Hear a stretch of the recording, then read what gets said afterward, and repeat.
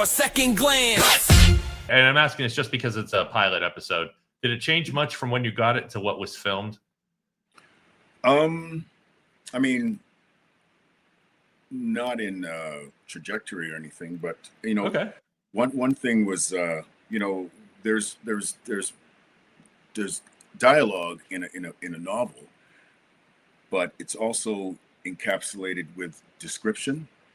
But when you take that novel dialogue and put it into a screenplay, a lot of the weight is taken off of it.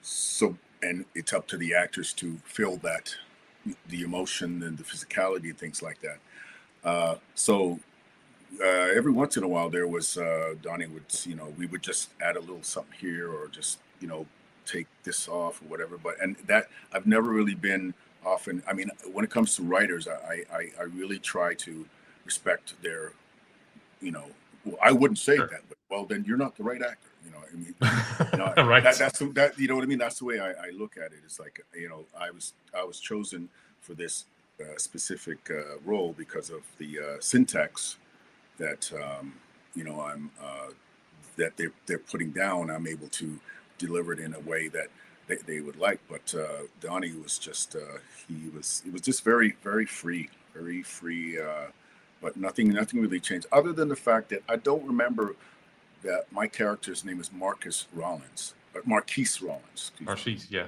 Yeah, Marquise Rollins, and he was a programmer for facial recognition. Mm-hmm. Yep. Long story short, at the end of that episode, it was noted that my character is going to be working with the Boston PD to fix the glitches. So I was like, because I didn't see that. Yeah. Oh, nice, so, nice. But yeah, I mean, that's just who, you know. It's an open door, perhaps. That's what I heard. Yeah. But and people love that stuff. My favorite thing about Quantum Leap is the same actor who is like a guest star in episode 1 is in the last episode of Quantum Leap. They're not the same character, but like it just bookends so well to have that person like there. I gotta wait 15 years. No. But I think people like seeing the character, like the faces from the first series in there, like involved. Like it seems more intentional as you get like, you know, 6 episodes or a year later. You're like, oh, he's still here. That's great. Like it builds that universe. It's weight. It's gravity. I'm hoping that is the case with I was gonna say Blue Bloods, Boston Blue. Boston Blue. What was it? Boston. When I posted on Instagram, Boston Blood, I'm like, it's a vampire cop thriller dramedy. And the even better news is everybody's got a face, so they need a lot of recognition going on. Yes. Yeah.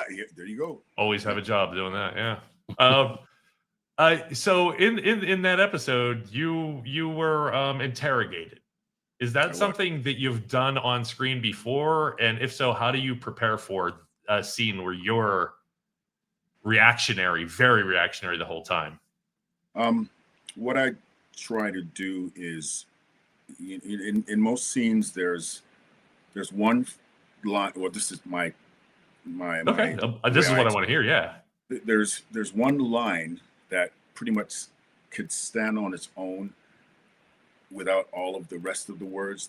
You know what I mean? And it basically describes what my intent is, what is I want. Because for me, every character, either I'm giving information or I'm asking for information. And the information that I wanted to get across was I did it, my son didn't do it. They knew I was lying. So I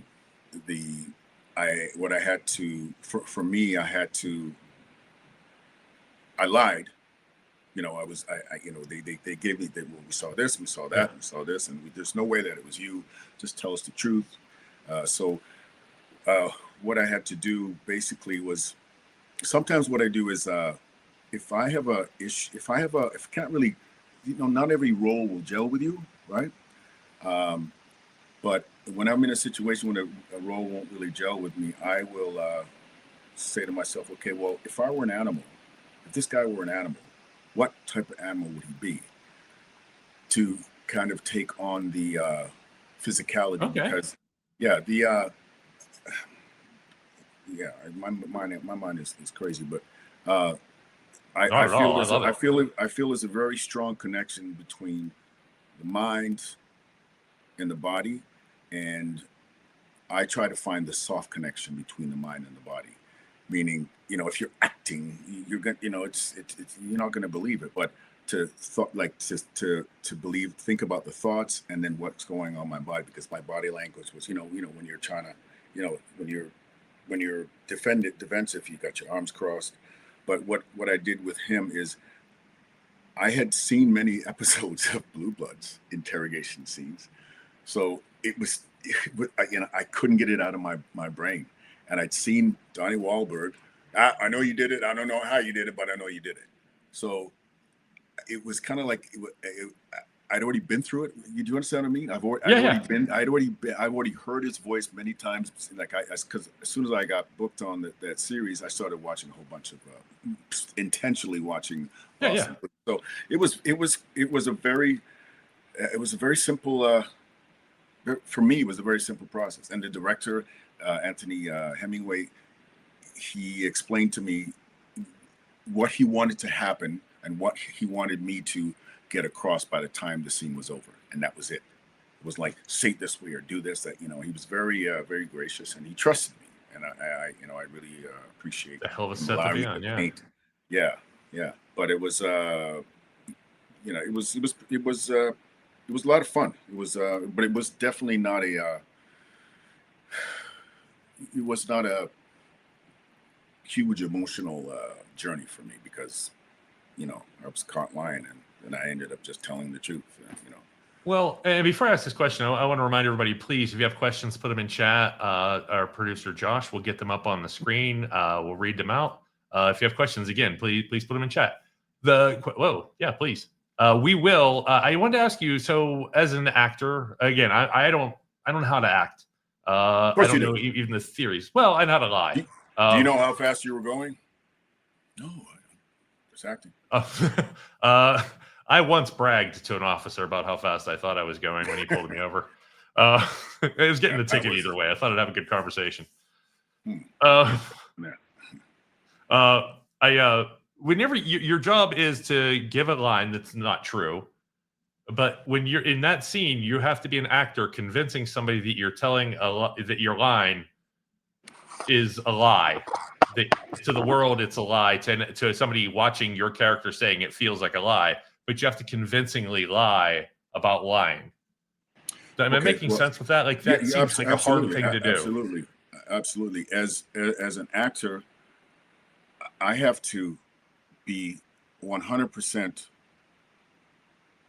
faithful and defiant and protective of that character. That if he's the worst person in the world, like, no matter what is going on, I have to believe that this person is right in what they're saying. Okay. I don't. If I'm an evil character, I'm not going to go. I'm going to do some evil stuff. I'm going. You do things. I need to find the justification for what it is. Yeah. And with that particular character, it was very obvious why he did it out of love for this the boy he was a father figure to. But there's directors often say, just tell the truth. Yes, it's not a real situation, but again, the soft connection of the mind and the body. If my mind doesn't believe it, my body's not going to show it. It's an immersing of, getting out of your way and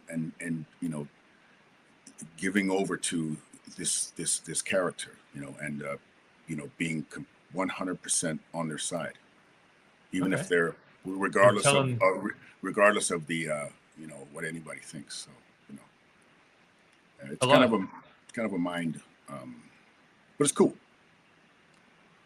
I mean, you get to play someone else, and you get paid for it, and you get to get into the thoughts. For instance, talking to you, when I ever talk with you or somebody in an interesting job, I love being able to get into your mind a little bit to find out why this person does this, how it makes them feel. Like, you sure you grew want up to get in very here? different. Yeah, I do. Like that's like I remember in our last interview, like you moved to Canada at age 7, I think, and like you've Yes, I done did. all these, you've done all these things I've never done. That attracts me to you as a human being. I want to hear all of this story. I could talk if we were in a room and not in front of a camera. We would talk all night, and you would hate Yeah. me. I mean, I just have a million questions. And we were talking, and we're like, oh, you know what? We should get on with the show and start it. Yeah.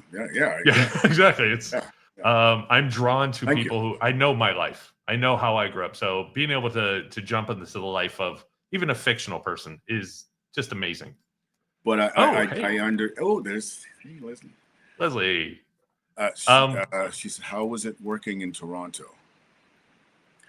She actually knows because that's my publicist. But it was wonderful. It was it was wonderful. It was the crews in Toronto are very they have their stuff together. Not to say wherever else doesn't. Yeah. There's a lot. Toronto has a lot of culture. So people, in my opinion, coming from Vancouver, tend to really they figured it out. They're figuring it out. That it's seeming at a faster pace than I would say here in Vancouver. Plus, there's probably I think there's way more people in Toronto than there are per capita or whatever the population. But working in Toronto was wonderful. It's who doesn't like to be called Mr. and chauffeured everywhere you go and stay in the finest hotel and it was amazing. Are you spoiled now? Yeah. I'm a little spoiled, but I could do some more.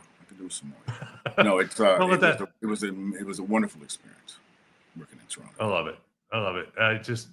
I still have yet to make it to Toronto. The closest I got was about halfway between Niagara Falls and Toronto. Our car broke down, and we never made it to Toronto. So it's still a goal. Yeah, it was. We pulled over in the hotel parking lot where the car finally died, and the hotel had a bar, so we were good. But it was apparently right down the road from where Rush, two of the guys' high school was, or something. I don't even know the town. And I looked it up, and the hotel's gone now. Apparently, it was like that was the last year or two it was there, and they bulldozed it. And yeah, I'm stuck in Canada. Thank you for your question, Leslie. Yes, thank you, Leslie. Any other questions? Please put them in chat.